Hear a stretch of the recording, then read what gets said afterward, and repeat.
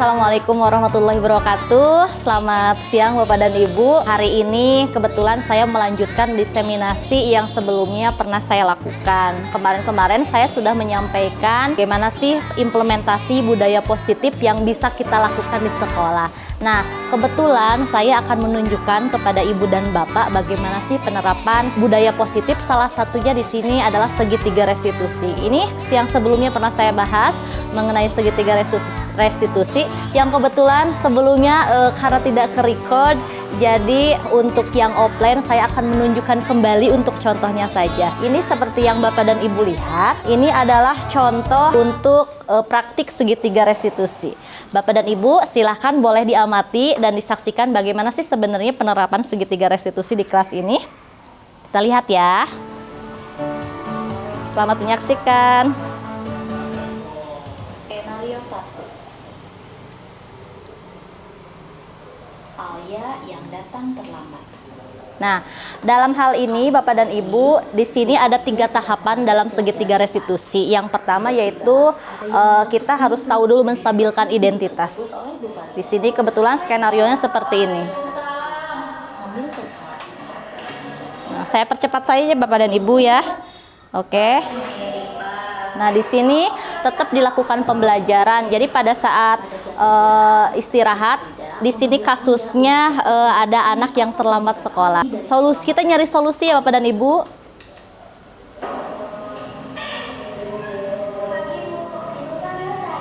Iya, silakan duduk. Kalian yang duduk dulu ya. Ayah tahu nggak kenapa Ibu manggil Ayah? Nah, ini Bapak dan Ibu saya hanya menunjukkan sedikit tentang bagaimana sih menstabilkan identitas. Bapak dan Ibu nanti bisa melihat tayangannya secara utuh setelah ini. Selamat menyaksikan. Nabila yang mencontek saat asesmen formatif atau ulangan. Pada hari Kamis, Nabila sedang melaksanakan asesmen formatif atau ulangan di kelasnya. Ia nampak kurang persiapan, sering menengok ke kanan dan ke kiri seperti tidak percaya diri. Dan sesekali ia melihat ke bawah mejanya yang di sana terdapat sebuah buku pelajaran. Pada waktu istirahat, Bu Parida memanggil Nabila untuk mengkonfirmasi dan meluruskan bahwa apa yang diperbuat Nabila adalah hal yang benar. Nabil, sini dulu, boleh ikut Ibu sebentar. Nabil, Ibu ingin tahu kenapa tadi kamu mencontek? Ya Bu, maaf. Kemarin saya tidak belajar, soalnya saya diajak mama saya pergi ke bioskop, jadi saya kurang persiapan.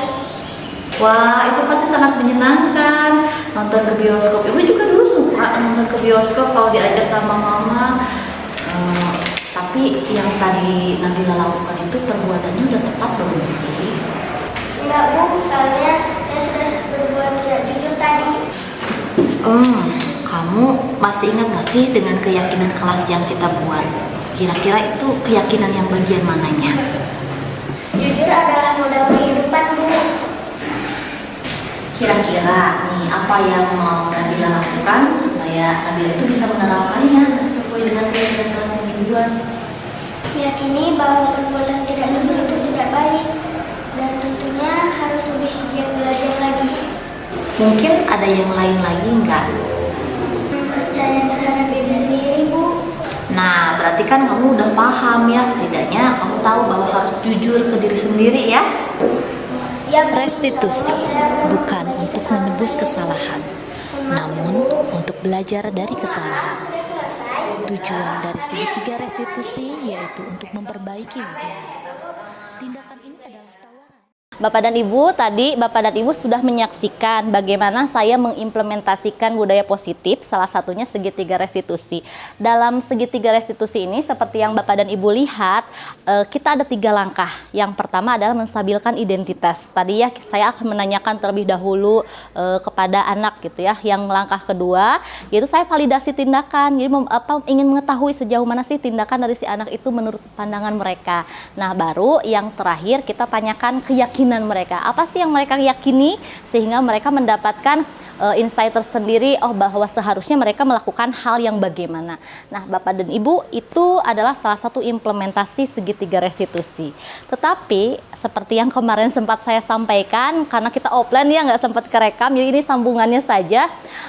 Bapak dan Ibu, saya juga menyampaikan bahwa kita perlu membuat sebuah keyakinan kelas. Tadi keyakinan kelas seperti yang ditanyakan di sini, keyakinan kelas itu upayakan dibuat sebelum pembelajaran di awal gitu ya. Jadi semacam kontrak antara kita dengan murid kita. Mungkin harapannya Bapak dan Ibu di sini lewat diseminasi ini, harapannya Bapak dan Ibu bisa melakukan hal yang serupa, mungkin insya Allah lebih baik daripada apa yang saya sampaikan. Sepertinya cukup ya Bapak dan Ibu. Ini yang saya perlihatkan hanya gambaran sepintas. Nanti kita lihat apakah yang Bapak dan Ibu lakukan. Kita nanti sharing bersama-sama ya Bapak dan Ibu. Terima kasih Bapak Ibu atas bantuannya. Mohon maaf jika saya salah kata. Saya tutup dengan ucapan hamdalah. Alhamdulillahirrahmanirrahim. Wabillahi taufiq wal hidayah. Wassalamualaikum warahmatullahi wabarakatuh. Pada saat pembuatan keyakinan kelas, siswa diminta untuk menyampaikan pendapatnya. Kira-kira apa yang ingin mereka lakukan di kelas, apa yang sekiranya ingin disepakati bersama untuk dilakukan di kelas selama pembelajaran berlangsung. Berdasarkan apa yang disampaikan oleh siswa, maka dipilih poin-poin mana saja yang sekiranya sama dan disepakati oleh kelompok ataupun siswa di kelas-kelas, sehingga mereka meyakini atau menyepakati bahwa hal tersebut pantas untuk dilakukan dan menjadi satu keyakinan kelas.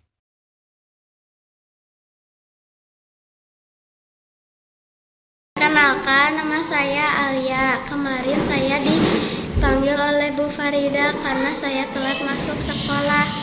Awalnya saya gugup dan takut. Ternyata saya tidak dimarahi oleh Bu Farida. Saya hanya dipertanyakan oleh Bu Farida. Akhirnya saya sadar saya tidak akan tidur terlalu malam dan saya akan bangun lebih awal. Kenalkan, nama saya Nabila. Waktu kemarin dipanggil ibu guru, awalnya saya kaget, tapi saya menyadari bahwa perilaku mencontek itu perilaku yang tidak baik. Kedepannya saya tidak akan melakukan hal itu lagi.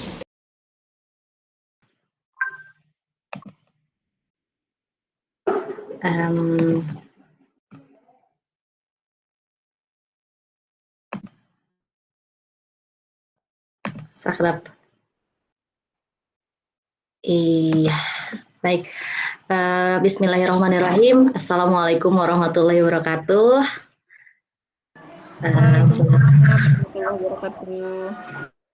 Selamat siang.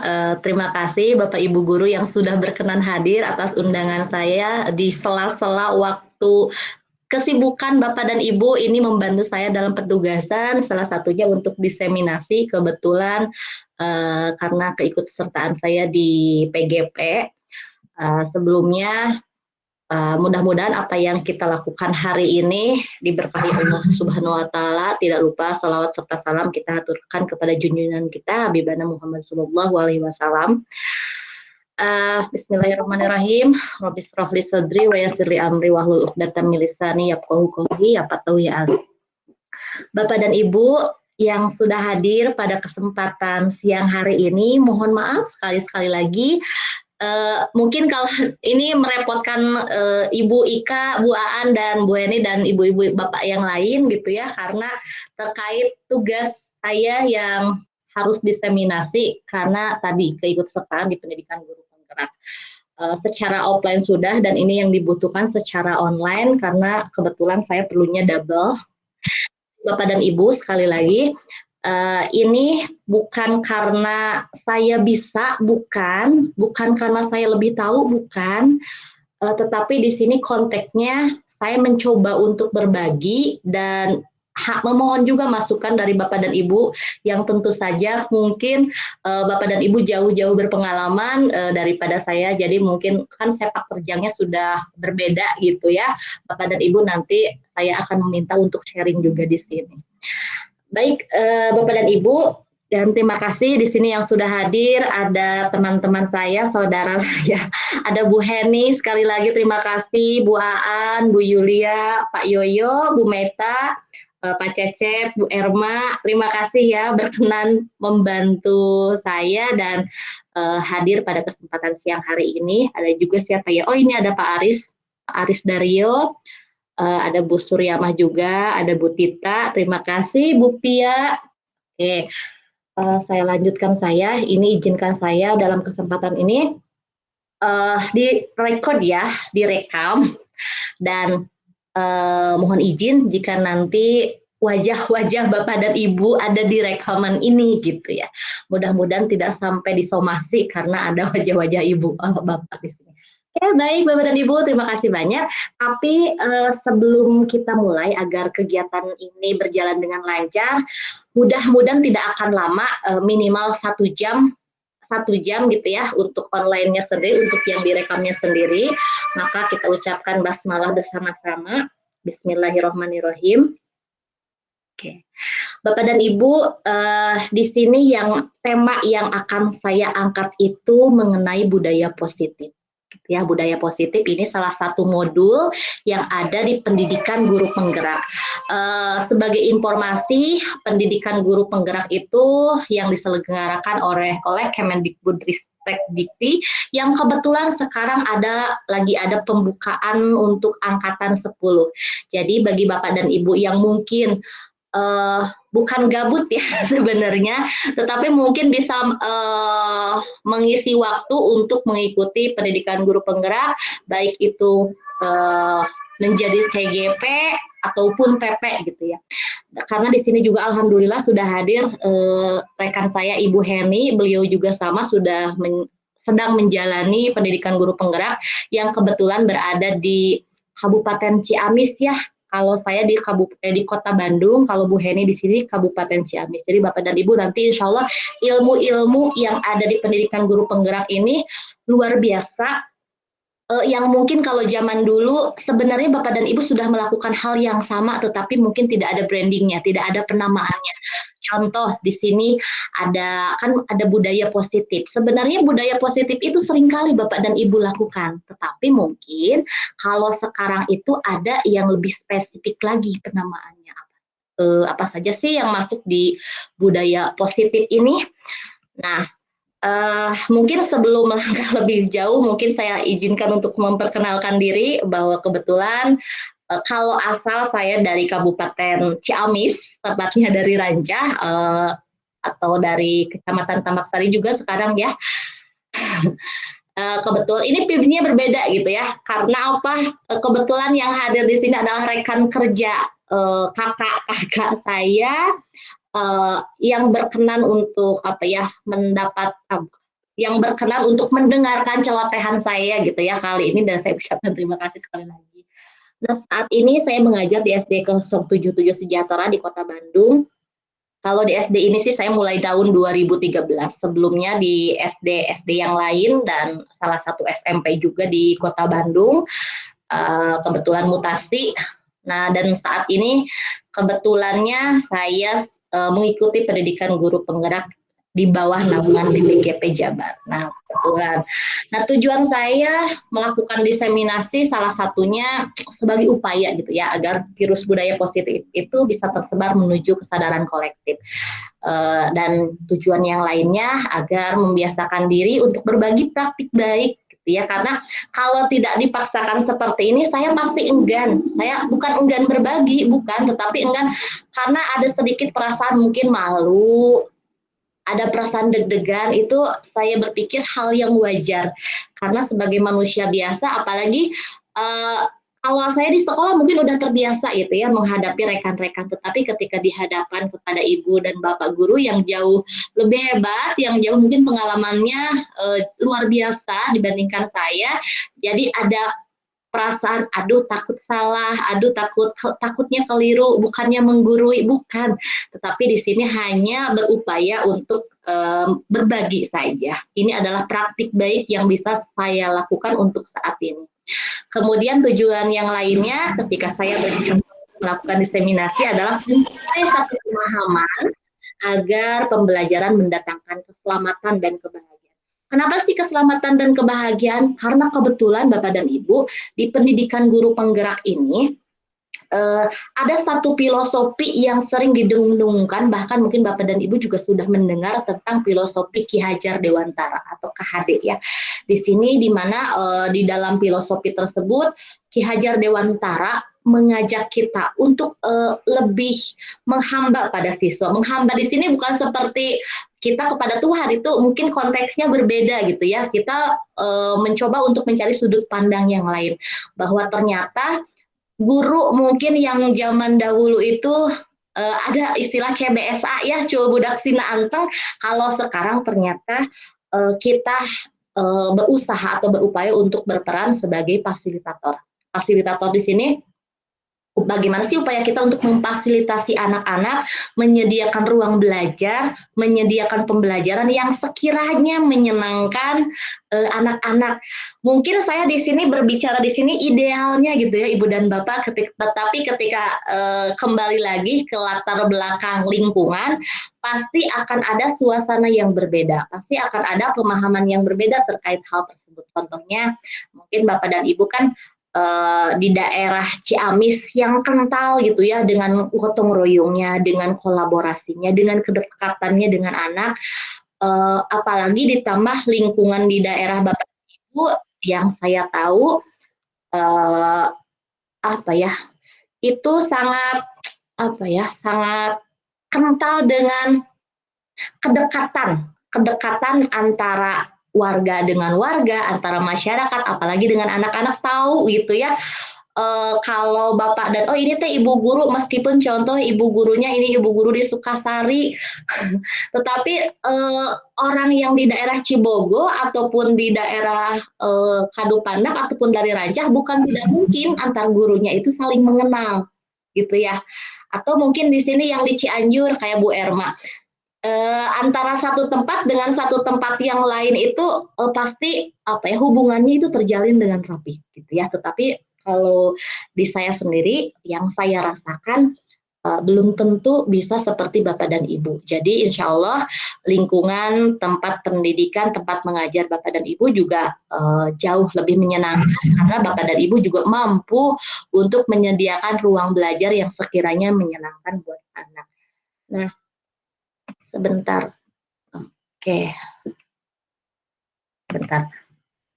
Oke, tadi itu tujuan diseminasi yang dapat saya sampaikan. Nah, untuk ini sebenarnya dalam modul 1.4, jadi Bapak dan Ibu di pendidikan guru penggerak itu ada 3 modul. Jadi kalau seandainya Bapak dan Ibu ingin mengikuti guru penggerak, jangan takut dengan tugas-tugasnya. Gampang kok gitu ya, enggak banyak, enggak kalau dikerjakan semuanya gitu ya. Salah satunya ada 3 modul, modul 1, modul 2, modul 3. Ini kebetulan untuk budaya positif itu masuk ke dalam modul 1. Modul 1 mungkin di sini modul 1 itu tentang filosofi Ki Hajar Dewantara, kemudian ada juga tentang nilai dan peran guru penggerak, kemudian ada visi guru penggerak, dan yang terakhir adalah budaya positif. Saya menuliskan di sini to teach is to touch life forever. Ini salah satu kata kalimat yang diperdengarkan, yang disampaikan oleh instruktur saya, Ibu Ice Hodijah. Beliau itu ketika mendengarkan beliau itu sering terketuk gitu ya, sering tersentuh. Ternyata datang ke sekolah itu jangan hanya sekedar datang. Katanya kalau mengajar itu cobalah mengajar dengan hati, maka apa yang kita sampaikan, apa yang kita ajar akan sampai kepada anak. Terkadang sebagai manusia biasa ketika di rumah bad mood gitu ya, saya datang ke sekolah agak kebawa-bawa gitu ya, bad moodnya seperti apa. Kadang kalau dulu anak-anak tuh langsung tegas gitu ya, langsung kamu kalian harus begini bla bla bla segala macam. Tapi ternyata setelah mengikuti pendidikan guru penggerak, banyak hal yang saya pelajari di sini. Salah satunya ada perubahan paradigma belajar. Kalau dulu mungkin kita itu yang mengatur segala sesuatunya itu adalah kita, seorang guru. Kalau ternyata sekarang ada perubahan, bahwa ternyata kita harus memikirkan apa sih kebutuhan siswa itu mau seperti apa sih yang mereka inginkan, apakah karakter mereka itu sama atau tidak gitu ya. Kalau tidak sama berarti kan kita harus memikirkan strategi yang tepat untuk mengajar anak-anak tersebut. Contohnya mungkin kalau saya pernah mendengar kakak saya bercerita bahwa di sekolahnya ada anak, katanya anaknya hilang, tiba-tiba satu anak hilang, ternyata dia lagi main datang-datang dengan kepala bancunur gitu ya, bancunur itu apa ya bahasa Indonesianya? Iya bancunur gitu ya, ternyata dia habis naik ke di atas sensor gitu. Suatu hal yang pasti tidak mungkinlah saya temukan di sini gitu ya, ada anak kabur main sensor di kebun, datang-datang bancunur dengan cueknya gitu kan. Tapi berarti kan treatment yang harus diberikan ke anak itu tentu saja tidak akan sama. Maksudnya penanganannya gitu, bahwa ketika mengajar anak tersebut tidak bisa disamakan dengan anak yang A atau B atau dengan C gitu ya. Kita harus tahu bahwa anak itu apa ya, nggak bisalah diperlakukan sama karena mungkin dari karakter dan latar belakang keluarganya juga berbeda ya, itu udah pasti. Kemudian ini yang kedua, ada kebutuhan dasar manusia, ada nilai-nilai kebajikan, ada posisi kontrol guru, keyakinan kelas, segitiga restitusi, motivasi perilaku manusia, dan disiplin positif. Nah, Bapak dan Ibu, ini sebenarnya ini poin-poin pentingnya saja, tetapi saya di sini tidak akan membawa semuanya. Saya hanya akan diseminasi mengenai keyakinan kelas dan nilai-nilai kebajikan. Untuk yang lainnya, Bapak dan Ibu nanti bisa coba aja gitu ya. Ayo masuk yuk ke pendidikan guru penggerak. Oke, Bapak dan Ibu, saya bentar ya. Kelihatan nggak sih? Coba. Ya, yang akan saya bawakan kali ini tuh kan mengenai keyakinan kelas. Ini saya komunikasinya masih pasif gitu ya, karena mungkin tadinya saya ingin mengajak Bapak dan Ibu untuk bermain, untuk ice breaking sedikit, tetapi melihat kesibukan Bapak dan Ibu kayaknya saya coba dulu deh. Bapak dan Ibu ada yang on cam nggak? Oh, ada yang on cam Bu Heni ya. Kebetulan Bu Heni sama Bu Aan. Nah, di sini ada Bu Heni dan Bu Aan. Apa-apa Bu Aan, nggak usah ditutup ya kameranya. Ini saya bukan mengetes ya Bu Heni dan Bu Aan, saya hanya ingin mengajak aja nih sama Bu Ika sedikit ya. Boleh ya lihat kamera sedikit saja. Tadinya saya mau mengajak untuk memainkan apa ya, ada link acak gitu ya, cuman takutnya agak susah karena ada yang sambil rapat juga. Cuma lihat kalau seandainya tangan saya seperti ini, kelihatan nggak di layar? Ya, mengepal seperti ini. Kelihatan ya. Bapak dan Ibu coba pasang muka galak. Ya, itu yang pertama instruksinya. Kalau saya tunjukkan jari dua seperti ini, coba Bapak Ibu pasang senyum yang merah sekali, tulus dari hati, dalam hati dan jiwa. Oke? Kalau saya tunjukkan angka 3, tadi kan mengepal itu muka yang galak, 2 itu senyum yang merekah, kalau 3, coba Bapak dan Ibu tolong putar kepalanya tapi sambil tersenyum. Ya, bisa dipahami Bapak dan Ibu? Nah, gitu betul buat. Coba ya, instruksi pertama, coba dulu. Ini, muka galak Bapak dan Ibu, antara galak dan kalau galak dan cantik itu beda ya Bu Heni ya. Oke, kemudian 2. Nah, tadi senyum ya. Nggak kelihatan kameranya Bu Farida.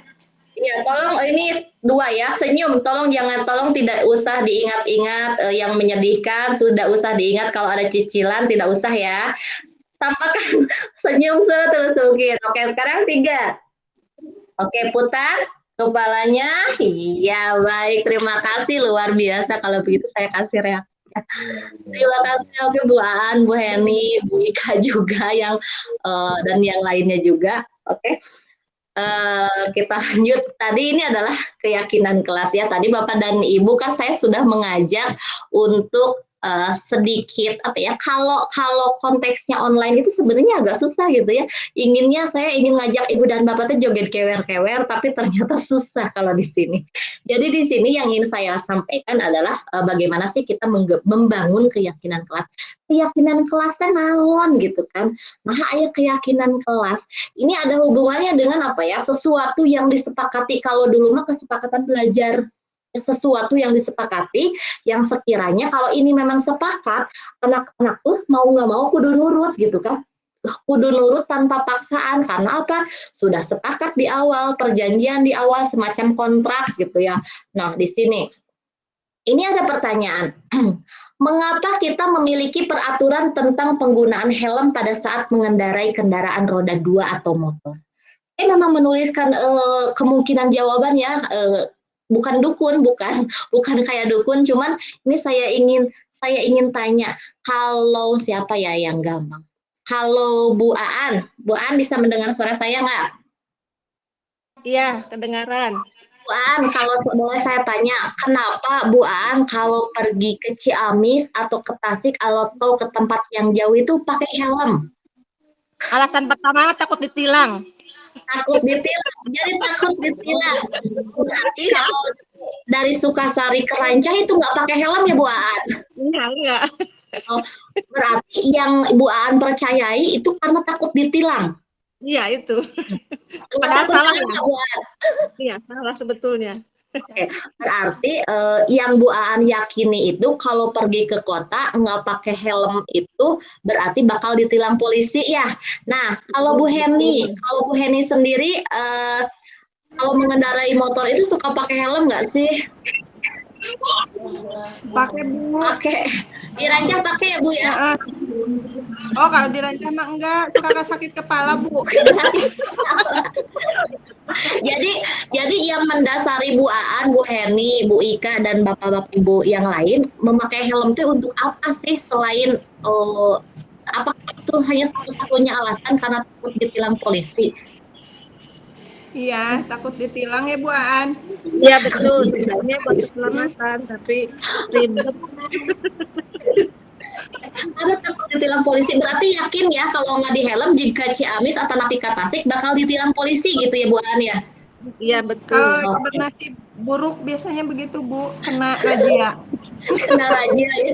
Jadi nunggu apa sih itu ya? Oke, berarti di sini bukan karena takut celaka berarti ya Bu Aan, Bu Heni dan ibu-ibu yang lainnya, tapi karena takut ditilang oleh polisi. Jadi yang ibu dan bapak sadari bahwa yang dilakukan itu berarti yakinnya teh karena ditilang polisi, bukan karena takut celaka atau apa. Oke, nggak apa-apa. Ini ada pertanyaan kedua. Kalau di sini sih kan kemungkinan jawaban teh karena untuk keselamatan gitu ya, tapi kalau ternyata kalau di Rancah, di Ciamis, di Sukasari bukan nggak takut gitu ya, karena punya 9 nyawa ya Bu ya, jadi pasti selamat gitu ya, justru yang nggak menyelamatkan polisi gitu ya. Oke. Betul. Oke, pertanyaan lainnya di sini nih. Kan kemarin mah pandemi itu kita diharuskan pakai masker ya, kemudian mencuci tangan setiap saat. Kalau di pandangan Bu Heni, Bu Aan atau ibu yang lainnya, kenapa Bu Heni harus pakai masker sama Bu Aan waktu itu? Menjaga kesehatan Bu, biar tidak Menjaga tertular kesehatan. virus. Ya. Oke. Kalau Bu Aan gimana? Awalnya sama begitu, tapi karena kebiasaan sudah banyak ya ikut kebiasaan orang aja. Oh, jadi karena kebiasaan gitu ya. Jadi dari kebiasaan itu apa yang Bu Aan dan Bu Heni yakini? Kalau nggak pakai masker nanti tertular COVID Bu. Tertular COVID. Tapi COVID-nya sekarang masih ada nggak ya Bu Heni? Kayaknya udah hilang ya. Udah hilang. Itu udah pakai masker nggak? Udah pakai masker lagi? Pakai. Makanya udah nggak pakai masker sekarang, soalnya COVID-nya udah hilang Bu. Berarti kenapa tuh masih pakai masker Bu Hen atau Bu Aan? Karena supaya dari debu. Oh, supaya terhindar dari debu gitu ya. Jadi kosmetik aman ya Bu ya? Ya. Kosmetik tetap stay tune standing. Oke, baik. Terima kasih Bu An, Bu Heni yang berpartisipasi di dalam apa ya sedikit pertanyaan yang saya sampaikan. Oke, ini satu lagi. Itu kan apa namanya? Nah, kalau ini yang benernya, ini yang idealisnya mungkin ya Bapak dan Ibu, kalau ternyata nilai-nilai keselamatan atau kesehatan itu kita sebutnya sebagai keyakinan gitu ya. Tadi mungkin kalau soal helm mah ada tuh yakin itu udah siana oke polisi gitu ya. Nggak apa-apa gitu selamat oke nu penting selamat. Oh iya benar tapi keselamatan dari polisi ya benar. Keselamatan dari polisi. Kalau tadi kalau masuk ke dengan kesehatan, nah ini tuh kita sebut sebagai keyakinan yaitu nilai-nilai kebajikan universal yang disebut dan tersurat. Ini lepas ini ya, lepas dari latar belakang suku, negara, bahasa maupun agama gitu ya. Nah, tadi kan saya bahas tentang nilai kebajikan. Nah, nilai kebajikan universal teh naon sih dari tadi ngomongin ada juga nilai kebajikan ternyata Bapak dan Ibu ini bisa dipakai juga gitu ya untuk teori barangkali nanti sebagai landasan bahwa ternyata karakter strength ya karakter strength kekuatan karakter nilai-nilai kebajikan universal berarti nilai-nilai kebajikan yang disepakati bersama lepas dari suku bangsa, agama, bahasa maupun latar belakang.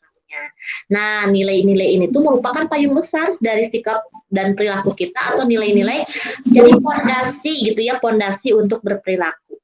Kalau nilai-nilai kebajikan itu kan masuk ke sifat-sifat positif manusia, tujuannya mulia yang ingin dicapai setiap individu. Kalau teori kebajikan ini, Bapak dan Ibu, sebagai informasi ini dikemukakan oleh Dr. William Glasser pada teori kelompok. Oke.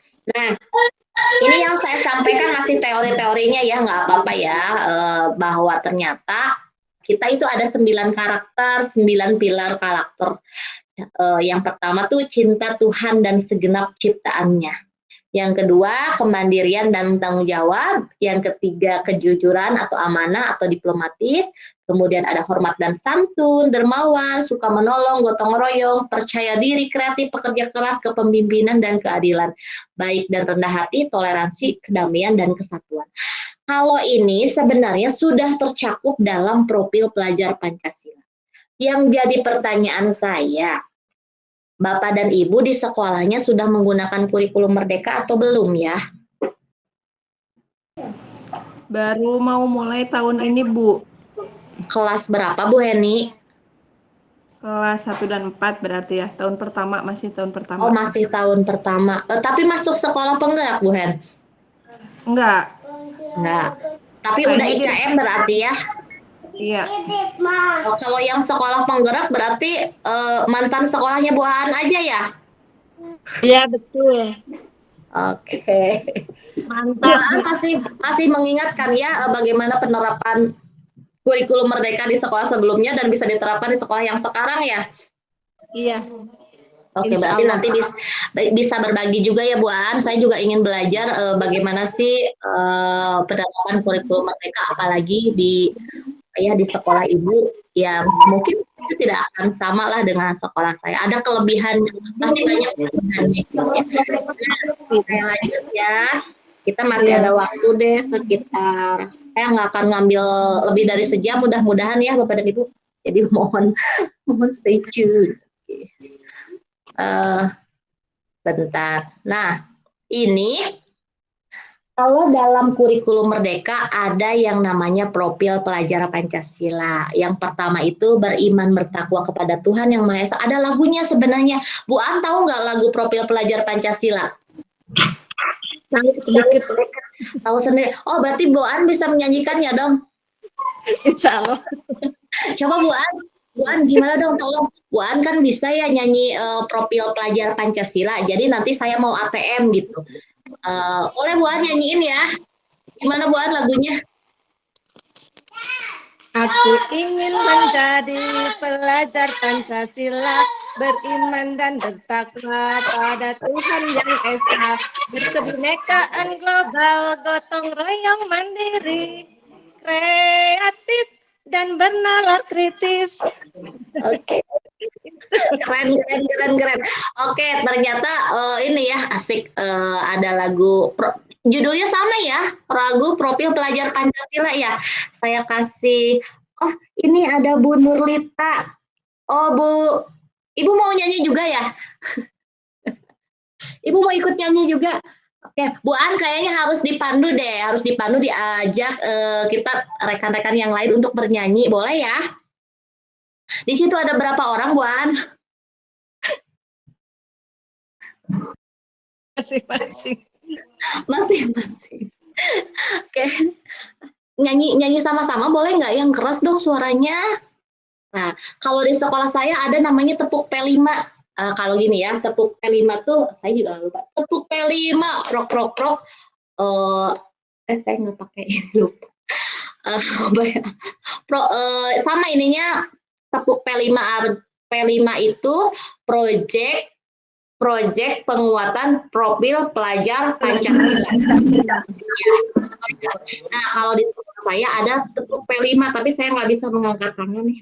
Tepuk P5, project, jadi kayak gambar rumah, project, kemudian prok, project, kemudian prok, penguatan, prok, pelajar, profil ya, profil, prok, pelajar, prok, Pancasila kan 5 ya. Jadi kita bisa, kalau di sana ada nggak sama kayak gitu nggak atau berbeda? Ada tepuk P5 juga nggak, Bu An? Belum. Ada, Belum cuman nggak dikasihkan. Jarang-jarang. Jarang-jarang ya, kalau di sini sebenarnya ada lagunya juga, cuman sayang suara saya sumber jadi nggak bisa kan, nggak bisa menyanyikannya. Yang jelas yang saya ingat itu sekolahku sekolah penggerak, pokoknya kayak gitulah ya. Oke, saya lanjutkan, itu intermezzo aja Bapak dan Ibu ya, bahwa ternyata apa yang saya sampaikan tadi, budaya positif, disiplin positif, nilai-nilai kebajikan itu ada kaitannya dengan profil pelajar Pancasila, di mana kita berharap bahwa siswa-siswi kita itu dapat mengimplementasikan atau menerapkan keimanannya masing-masing tentunya, karena kita kan bukan negara yang murni negara Islam gitu ya, ada berbagai agama yang ada di Indonesia. Mungkin di sekolah Bapak dan Ibu masih homogen kalau untuk agamanya, tapi kalau di sekolah saya masih heterogen gitu ya, berbagai agama tercampur baur. Tetapi dari situ kita belajar mengajarkan kepada anak-anak agar mereka bisa mentoleransi semuanya, bisa menerima, tidak ada bullying juga, tetapi tetap bisa menunjukkan bagaimana keimanannya, bagaimana ketakwaannya kepada Tuhan masing-masing, dan menunjukkan akhlak mulia.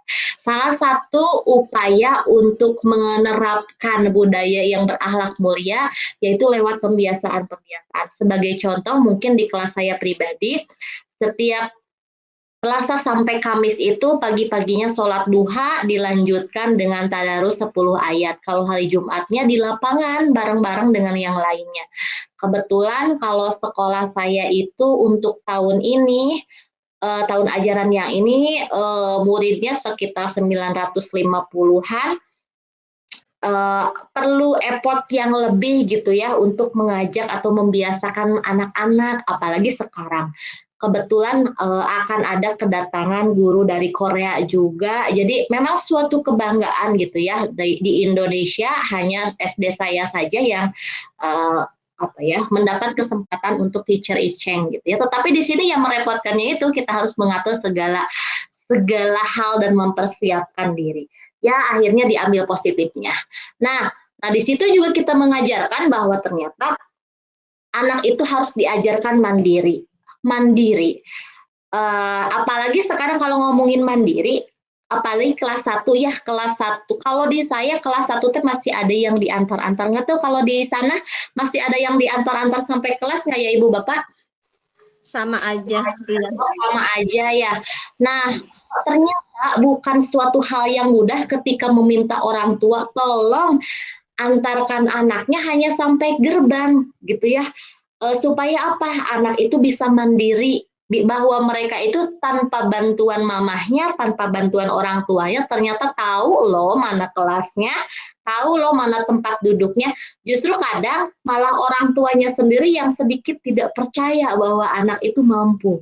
Nah, lewat profil pelajar Pancasila ini, kita mencoba untuk memberikan pembiasaan-pembiasaan positif yang mana ingin menstimulus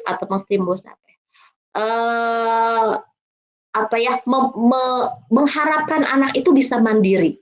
Kemudian di sini dituliskan bernalar kritis, bahwa ternyata ketika kita bernalar kritis, memberikan kepercayaan kepada anak bahwa anak itu mampu, bukan tidak mungkin mereka akan unjuk diri dengan celotehan-celotehannya. Kalau seandainya mungkin Bapak dan Ibu menemukan anak, anak teh ngomong wae, anak teh nanya aja, justru itu letak dan ciri-ciri bernalar kritisnya itu yang harus kita arahkan gitu ya. Ada yang mungkin celotehannya itu sekedar celotehan, nggak ganggu. Kalau zaman dulu mah, budak kamu teh ngomong wae cici ngatuh gitu kan. Kalau bahasa mungkin kasarnya seperti itu ya. Tapi ternyata sekarang kita itu harus berusaha untuk memfasilitasi mereka, mencoba untuk membuat mereka itu, mengarahkan mereka itu agar kalau nanya itu yang sekiranya memang benar-benar akan bermanfaat untuk mereka. Kita arahkan. Kemudian di sini berkebinekaan global.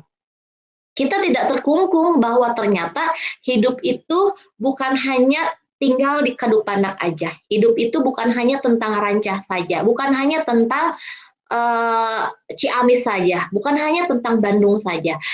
Kita mengharapkan bahwa seorang anak itu bisa melangkahkan kaki, bukan hanya kakinya gitu ya. Kalau sekarang kalau mau melanglang buana bisa terlebih dahulu lewat dunia digital, gimana mereka mengetahui oh ternyata Bali teh di sini, oh ternyata Amerika teh di sini, Australia teh di sini, ya lewat digital dulu. Bukan tidak mungkin suatu hari mereka akan menemukan caranya bagaimana mereka menuju tempat-tempat yang memang menurut mereka menarik. Berkebinekaan global. Mereka berpikir secara terbuka, luas gitu ya. Kemudian ini bergotong royong. Ketika kita berbincang-bincang tentang bergotong royong, kalau di Rancah, di Ciamis, yang saya tahu, yang saya ingat, tingkat gotong royongnya itu sangatlah tinggi. Bagaimana ketika contohnya gerakan gitunya, saling antara tetangga teh saling tanpa harus diburuhan, karena akan malu dengan sendirinya kalau tidak hadir, tidak ikut bersih-bersih ya. Betul nggak sih, masih seperti itu? Masih ya? Oke. Nah, karena masih seperti itu, tapi berbeda dengan di sini mah. Kalau di sini kadang ya udah cukup muruhkeun loh ya, nggak usah datang gitu ya. Nah, kemudian yang terakhir ini kreatif.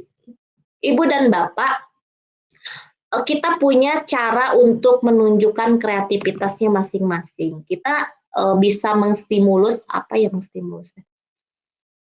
Noel ke anak itu supaya mereka itu mengeluarkan apa yang mereka bisa. Mungkin anak yang ini tadi contoh saya beritakan naik senso gitu ya, naikkan senso, mungkin dalam hal kognitifnya belum terlalu kelihatan, tetapi hal lainnya, contoh motoriknya, kinestetiknya mereka itu kuat gitu ya. Bagaimana mereka kuat berlari, kuat intinya kekuatannya lebih, maka kita bisa arahkan dengan pembelajaran yang sekiranya akan menguras tenaga mereka, tapi bermanfaat ya, bukan nyapekeun hungkul. Nah, di sini kembali lagi kepada mengapa sih harus keyakinan kelas, mengapa tidak lagi peraturan kelas. Nah, ini perlu saya sampaikan bahwa keyakinan sekolah atau kelas itu sebagai pondasi dan arah tujuan sebuah sekolah atau kelas yang akan menjadi landasan dalam memecahkan konflik atau permasalahan di dalam sebuah sekolah atau kelas. Nah, ini alternatif cara untuk membentuk keyakinan sekolah atau kelas. Karena keyakinan kelas itu kan sifatnya abstrak ya, daripada peraturan yang lebih rinci dan konkret. Keyakinan kelas juga bisa merupakan pernyataan-pernyataan universal. Contoh, tidak boleh mengejek. Kalau kemarin saya sempat mengajak anak untuk berdiskusi, apa yang menurut kaliannya boleh dan tidak boleh dilakukan di sini. yang sekiranya kalian akan membuat nyaman kalian? Saya pertama nanyanya seperti itu. Maka mereka menjawab, nggak boleh dibully, tidak ada pembulian, tidak ada yang mengejek, jangan berisik di kelas. Kemudian apa lagi ya? Jangan apa ya? Jangan berbicara kalau guru sedang berbicara, katanya gitu. Kemudian datang tepat waktu, nggak boleh kesiangan gitu ya. Karena kebetulan kalau di sekolah saya itu kan masuknya memang 2 shift ya, ada sekolah pagi, ada sekolah siang. Kalau sekolah pagi itu dari pukul 7 sampai 12.45. Jadi mereka belajar sampai kurang lebih jam 1 ya, istirahatnya setengah jam. Kalau yang siang itu ada yang pulang jam 4. Ya, gurunya pun sama, kayak saya pun mengajar dari jam 7, pulang itu minimal jam 3 tuh baru ngabsen ya, kadang nyampe rumah jam 5 atau maghrib gitu ya. Emang menguras tenaga dan menguras pikiran gitu ya. Mungkin kalau yang di rumah lama kerja kok lama-lama amat gitu, tapi gimana mungkin itu sudah ketentuannya. Oke. Nah, di sini pernyataan keyakinan kelas itu harus dibuat bentuknya positif. Jadi jangan gunakan kata-kata yang sekiranya akan mengajak anak untuk berpikir hal-hal yang negatif gitu ya. Kata-katanya intinya mah dipilihan lah gitu ya. Kemudian keyakinan kelas itu hendaknya nggak terlalu banyak, karena kalau banyak-banyak ting biasanya pengen ngelanggar gitu ya. Contoh, tuh jangan, apalagi di awalnya kata jangannya banyak, yang akan terlihat itu malah seperti perintah gitu ya. Kadang secara psikologis ketika kita menemukan atau mendengar kata jangan, itu seakan-akan perintah. Jangan buang sampah di sini, lung kadinya kan ya. Atau jangan parkir di sini, udah tahu jangan, parkir lagi di situ gitu ya. Makanya sekarang itu kata jangan itu sebisa mungkin diganti dengan kata-kata yang lain yang sekiranya tidak akan membuat si otak bekerja itu teh seakan perintah gitu ya. Kemudian keyakinan kelas sebaiknya sesuatu yang dapat diterapkan di lingkungan tersebut. Contoh tadi anak-anak minta supaya tidak boleh membuli, ya itu bisa diterapkan karena pada dasarnya masing-masing yang nggak mau dibully gitu ya. Akhirnya mereka harus sepakat juga. Kemudian semua warga kelas hendaknya ikut berkontribusi dalam pembuatan keyakinan kelas lewat kegiatan curah pendapat atau brainstorming ya. Di sini supaya apa? Semuanya harus terlibat. Kalau hanya salah satu berarti nanti ada saya mah ikutan, saya mah nggak bikin kesepakatan. Jadi ngelanggar apapun juga masih boleh-boleh aja.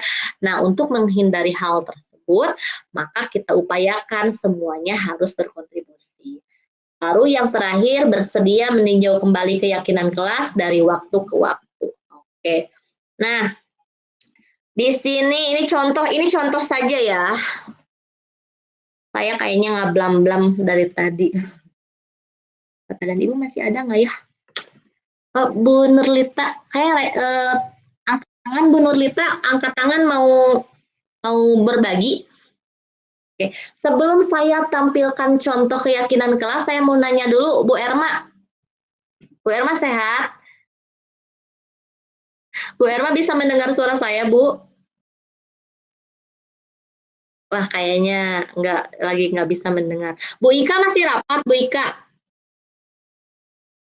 Nggak apa-apa, anggukan kepala aja. Bu Ika, suara saya terdengar nggak? Bu Heni, ada suara saya terdengar nggak? Jelas, Bu. Oh, jelas ya. Takutnya ini saya manggil-manggil. Jelas. Kedengaran. Jelas, Bu Erma. Bu Erma lagi di kelas. Ini lagi rapat awal tahun. Lagi rapat. Ya udah. Nggak apa-apa ya, Bu Erma, makasih ya udah dampingi saya juga. Ya, nggak apa-apa ya, sambil mendengarkan saya cuap-cuap di sini. Sambil lihat. Siap-siap, sambil berbagi aja ya Bu Erma ya. Ini saya 15 menitan lagi lah. Terima kasih. Makasih ya, pokoknya udah hadir menemani. Nah, ini mungkin Bapak dan Ibu contoh keyakinan kelas, nanti insya Allah PPT-nya akan saya bagikan. Nanti Bu Heni tinggal nambahin ya.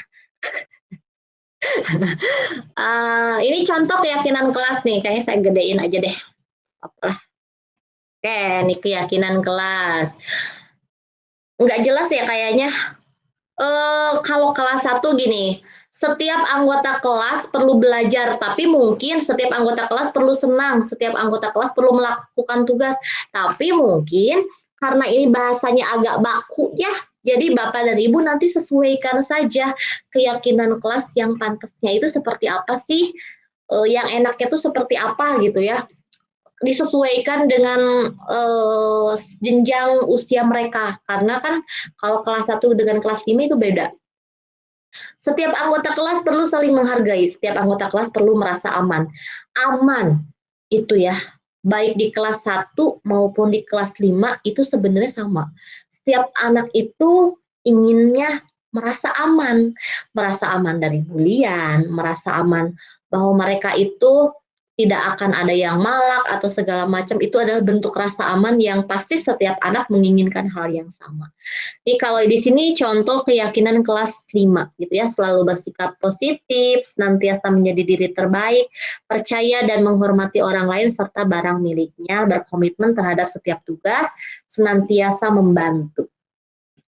Nah, ini gitu ya, ini keyakinan kelas 5. Oke. Nah, Bapak dan Ibu, sepertinya itu aja sih yang ingin saya sampaikan.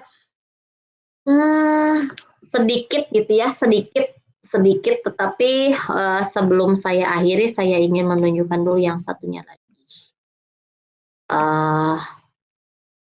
Apa ya, ini disuarain aja. Ini ya sebagai informasi Bapak dan Ibu, bahwa dalam disiplin positif ini, ada yang namanya teori kontrol atau teori pilihan. Bahwa ternyata kita itu tidak bisa mengontrol orang lain. Hanya kita yang bisa mengontrol diri kita sendiri gitu ya. Contoh gitu ya, kita ditunjuk-tunjuk kamu harus gini, kamu harus gitu. Tetapi kalau hati kitanya tidak menghendaki, kalau kitanya nggak mau, itu akan menjadi percuma. Makanya di sini kita mencoba kepada siswa itu untuk menjelaskan bahwa yang namanya perilaku itu memiliki tujuan. Ya, setiap perilaku yang kita lakukan itu memiliki tujuan. Salah satunya tujuan di sini kita bisa mengatakan bahwa itu adalah motivasi. Motivasi itu sendiri ada yang karena masuk motivasi ekstrinsik dan motivasi intrinsik. Kalau motivasi ekstrinsik itu biasanya contohnya untuk menghindari hukuman. Berarti kayak tadi Bu Heni, Bu Aan mengatakan pakai helm karena takut ditilang oleh polisi. Nah, berarti kan itu masuknya ke dalam menghindari hukuman gitu ya. Berarti motivasi Bu Aan dan Bu Heni di sini adalah motivasi ekstrinsik masuknya. Kemudian contoh lagi, kita minta bantuan sama orang untuk mengerjakan bebersihlah di rumah gitu ya. Kalau seandainya dikasih terus diiming-imingi, tolong dong bantu saya untuk membersihkan rumah, nanti saya beri uang 50.000 gitu ya. Berarti motivasi perilaku orang tersebut adalah untuk mendapatkan imbalan. Nah, jenis motivasinya ini adalah motivasi ekstrinsik. Terus gimana kalau motivasi intrinsik? Contohnya kalau motivasi intrinsik mah gini, kan mungkin Bapak dan Ibu sekarang tuh banyak ya pendidikan workshop online, workshop offline. Di situ ada Bapak dan Ibu ada yang tergerak hatinya karena butuh contoh, ternyata materi ini butuh nih, contoh membuat Google Site, pembuatan Google Site, karena Ibu dan Bapak merasa itu butuh, artinya itu masuknya ke dalam motivasi intrinsik, di mana perilaku yang Bapak dan Ibu lakukan bukan karena orang lain, emang karena diri sendiri itu perlu gitu ya. Salah satunya itu menghargai diri sendiri. Atau contoh lain gini, Bapak dan Ibu membeli laptop ketika sertifikasi, contoh dapat uang sertifikasi, kemudian beli laptop. Nah, si laptop itu digunakan untuk bekerja. Artinya, Bapak dan Ibu itu telah mencoba menghargai diri sendiri bahwa ternyata uang yang saya dapatkan itu ya hasil kerja, ya balik lagi dipakai untuk kerja gitu ya. Berarti itu adalah masuknya motivasi intrinsik. Meskipun tidak selalu seperti itu ya. Nah, di sini masuk ke tadi yang saya katakan bahwa kita nggak bisa ngontrol orang lain, hanya kita sendiri yang bisa mengontrol diri sendiri. Ini maknanya seperti ini, bahwa ketika kita belajar mengontrol diri dengan menggali potensi kita, kita berharap bahwa tujuan itu adalah mulia, yaitu sesuatu yang menjadi seseorang, kita ingin menjadi seseorang berdasarkan nilai-nilai yang kita hargai, ya, bukan karena orang lain. Contoh, kita berlaku baik sama orang, ya karena memang kita juga ingin diperlakukan baik gitu oleh orang lain. Kalaupun ternyata kita memperlakukan orang lain baik, tetapi orang itu tidak berlaku baik untuk kita, ya kita yakini saja. Mungkin ada orang lain lagi yang akan baik kepada kita, gitu ya. Yakin. Jadi balik lagi itu namanya keyakinan. Nah, di sini kalau dalam disiplin positif, tadi kan saya hanya mengangkat 2, tentang nilai kebajikan dan keyakinan kelas. Tapi ini mah clue-nya saja ya, barangkali Bapak dan Ibu ingin ikut pendidikan guru penggerak, bahwa ternyata ketika kita mencoba untuk memberikan kedisiplinan kepada anak. Mungkin kalau zaman dulu mah ya untuk mendisiplinkan dicepret, dipakai penggaris. Ibu pernah menghukum nggak sih, menghukum anak-anak nggak sih? Pernah. Nah, gimana hukumnya Bu Yulia? Contohnya gimana Bu Yulia? Atau didasari rasa kesal Bu Yulia? Tidak pernah. Tidak pernah ya. Oh, percaya. Oh, ibu kan GPK, apalagi ya guru pembimbing khusus, pasti itu lebih memaknai ya Bu ya. Dalam GPK apalagi inklusi itu dipertimbangkan ya Bu ya. Nah, ini Ibu nanti harus sharing juga terkait hal tersebut, Bu. Ibu ditunggu diseminasinya ya, terkait GPK ya, Bu Yulia ya. Oke. Nah, tadi kan saya bahas apa ya. Nah, ini sedikit nih.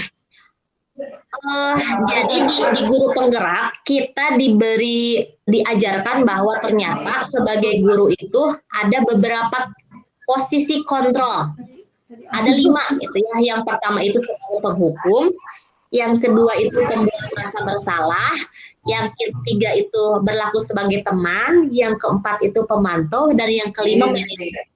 Nah, sekarang saya akan memberikan contoh. Ibu dan Bapak boleh jawab.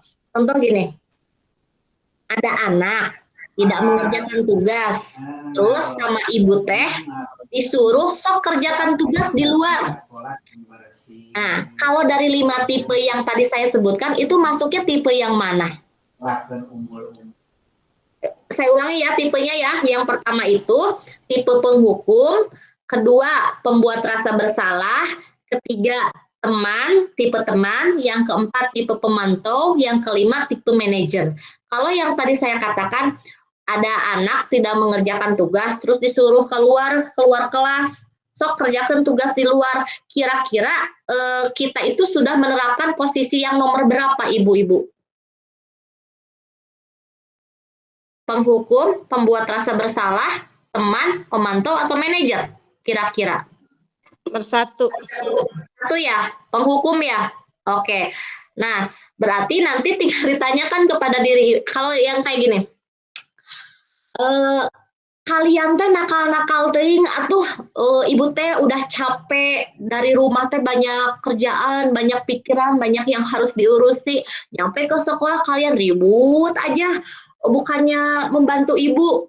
Kira-kira tipe yang mana itu? Saya kayaknya harus screen deh. Kira-kira tipe yang mana kalau yang kayak gitu ya Bu ya? Ada penghukum, pembuat rasa bersalah, atau sebagai teman kalau kayak gitu? Maksudnya yang mana? Pembuat rasa bersalah, Bu. Buat rasa bersalah ya? Oke.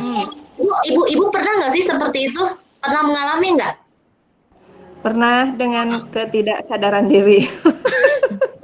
nggak tahu ya, ibu teh banyak kerjaan di rumah teh, terus nyeseh mikiran ini, mikiran itu. Nggak Tiba-tiba pernah. nyampe ke sekolah kayak oh, Nggak pernah. nah pada nyeseh. Oke, kayak gini. Eh, Curhat ke sana. Kalau ternyata itu yang sering kali kita lakukan gitu ya antara tipe penghukum sama tipe pembuat rasa bersalah. Nah, yang tiga ini kalau yang tiga saya tidak akan keluarkan. Bapak dan Ibu harus ikut pendidikan guru penggerak, jadi tahu. Apalagi posisi kontrol yang kelima. Nah, Bu Heni mah tahu posisi kontrol yang kelima ya, menjadi manajer. Seorang guru itu harus menjadi manajer. Nanti wartosan ya Bu Heni diseminasi berikutnya, karena kan keyakinan kelas udah nih. Saya nilai kebajikan udah, berarti nanti Bu Heni diseminasi posisi kontrol. biar guru-guru tahu mereka tuh ngambil posisi yang mana gitu ya ketika mengajar kepada anak itu. Oke, masih ada 5 menit deh. Satu lagi deh. Tadi kan 5 posisi kontrol. Nah, di dalam pendidikan guru penggerak ada yang namanya segitiga restitusi. Nah, ini sebenarnya ilmu lamun dina kanuragan manya ieu teh ilmu tingkat tinggi. Ilmu tingkat tinggi. Jadi segitiga restitusi, pasti Bapak dan Ibu tahu nggak sih segitiga restitusi? Ada yang tahu segitiga restitusi? Pak Yoyo tahu segitiga restitusi? Pak Yoyo tahu nggak? Belum tahu. Bu Ika tahu nggak segitiga restitusi? Tidak tahu. Tidak tahu. Iya, kalau itu teh kalau di dalam ilmu Banten mahnya itu teh ilmu kadulagan aduh tinggi. Jadi karena nggak tahu berarti ibu dan bapak harus ikut ya PGP nanti diwartosan. Karena itu harus dari dasarnya dulu baru tahu gitu ya segitiga restitusi. Tapi ini mah cluenya saja, segitiga restitusi itu ada 3. Yang pertama menstabilkan identitas, yang kedua validasi kebutuhan, yang ketiga menanyakan keyakinan. Tetapi ini tidak dapat saya sampaikan di sini karena Bapak dan Ibu harus mempelajari dasarnya dulu gitu ya. Baru nanti bisa memahami segitiga restitusi itu dari mana. Tapi hal lain yang perlu saya sampaikan adalah dasar dari segitiga restitusi itu adalah kebutuhan dasar manusia. Bahwa ada 5 kebutuhan dasar manusia. Yang pertama itu adalah bertahan hidup.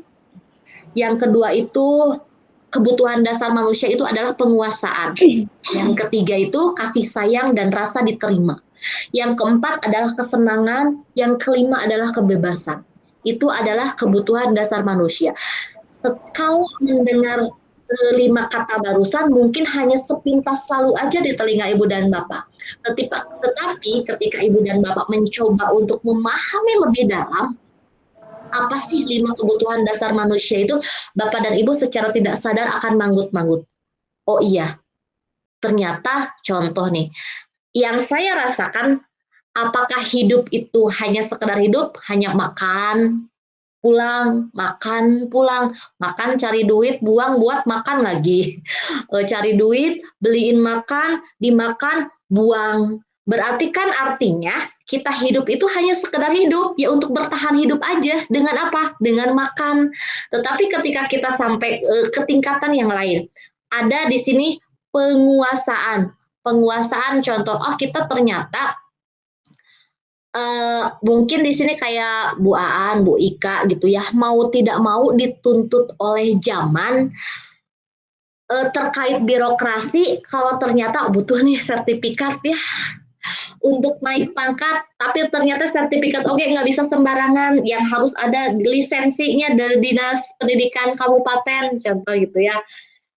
Berarti kan untuk mengetahui hal tersebut, ada hal yang harus ibu dan bapak kuasai, salah satunya IT. Ibu dan bapak kalau ternyata tidak butuh, pasti belum tahu lah, dulu mah tidak terpikirkan gitunya, bisa belajar lewat online, bisa belajar lewat tatap maya seperti ini. Pernah kepikir nggak sih kalau dulu? Pasti apalagi zaman kuota susah, sinyal susah, naon sih karujit-rujit gitu ya. Tapi ternyata seiring dengan zaman, Bapak dan Ibu dituntut untuk keluar dari zona nyaman, mau tidak mau harus mengikuti perkembangan zaman, apalagi kalau ternyata masa kerjanya masih lama.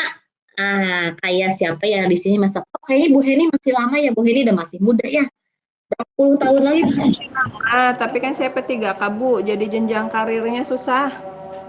Oh, tapi minimal kalau setahu saya sekarang karena pemerintah juga nggak mau ribetnya pasti sampai pensiun, enggak? Semoga saja. Karena apa? Untuk regulasi kontraknya sendiri kan ribetnya kontrak lagi kan, ketika kita itunya kontrak pasti regulasinya berbeda, ribet lagi ya ngurusinnya. Tapi apapun itu pastilah masing-masing punya rasa syukur juga itu bahwa tidak semuanya kok bisa menjadi ASN, tidak semuanya bisa menjadi PNS. Yang penting apa yang kita dapatkan itu menjadi berkah saja ya. Berkah uang, berkah rezeki, berkah pergaulan, dan berkah banyak hal lagi lah. Amin ya. Mau PNS, mau ASN, mau P3K, yang penting jalan yang diambil itu adalah jalan kebaikan. Percaya saja. Oke, Bapak dan Ibu, rasanya saya sudah banyak cuap-cuap nih di sini. Kayaknya saya akan cukupkan aja pertemuan kita pada siang hari ini, karena mungkin kalau di sana absen nggak sih? Ibu dan Bapak absen di sana? Ada absen? Ada Bu, presentasi. Oh, ada absen. Di Canak Uy absen nanti tapi. Tuh. Bu Aan di Canak Uy, Bu Aan. Berarti kalau di sana Senin, bekerjanya Senin sampai Sabtu ya? Sampai jam 3 sama? Jam 2. Oh, jam 2 ya, tapi Minggu libur. Oke. Mudah-mudahan nanti ada perubahan ya regulasinya, birokrasinya, dari absen itu bisa mendapatkan sesuatu. Amin. Sesuatu ya. Ini jadi ngomong ngelantur, tapi informasi saja ya, kalau di Jakarta mah 2 digit untuk absen, pengganti absen. Kahartos atau Kahartosnya, oke. Kalau di Bandung mah 1 digit kan. Baik, terima kasih Bapak dan Ibu. Tidak terasa waktu sudah menunjukkan pukul 12.09. Sebelum saya akhiri, yang perlu saya sampaikan di sini adalah bahwa ternyata menjadi seorang guru itu bukanlah bisa dikatakan mudah, bisa juga dikatakan tidak mudah. Mudah itu ketika kita menjalankannya dengan hati, dengan keikhlasan, mungkin itu akan terasa mudah. Tidak mudah ketika kita tidak bisa membiasakan diri untuk mengelola diri, kemudian kita juga tidak punya compassion, tidak punya passion yang passion mengajar. Mungkin karena bisa saja Bapak dan Ibu ada yang mengalami lelah hidup, lelah dengan kehidupan, lelah dengan banyak hal, tetapi di sini kembali lagi kepada kita bahwa hidup itu penuh prasangka. Ya, hidup itu penuh prasangka. Kita mungkin berpikir bahwa hidup orang lain itu enak. Hidup saya itu tidak lebih baik dari orang lain. Tetapi ternyata orang lain pun bukan tidak mungkin berpikir hal yang sama. Kalau seperti itu kan ya, rumput tetangga memang selalu lebih hijau, tetapi mungkin di sini kita selalu mencoba untuk ayolah hijaukan aja rumput sendiri gitu ya. Jadi anu tampak biasa menurut kita tadinya menjadi luar biasa. Nah, di sini saya juga ingin mengajak Bapak dan Ibu dalam kesempatan diseminasi itu bahwa sebenarnya apapun, kalau dalam bahasa Inggris mah everything is individual.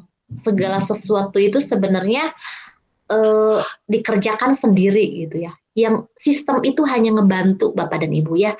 Kemudian di sini kita akan saya ingin mencoba bahwa saya itu melakukan diseminasi seperti ini bukan karena saya pintar, bukan saya bisa, bukan. Cuman di sini saya hanya ingin berbagi pengetahuan, ingin memberi ruang juga kepada diri saya untuk mencoba memahami, untuk mencoba mencerna apa sih yang bisa saya berikan kepada rekan-rekan, khususnya meskipun lewat cuap-cuap seperti ini.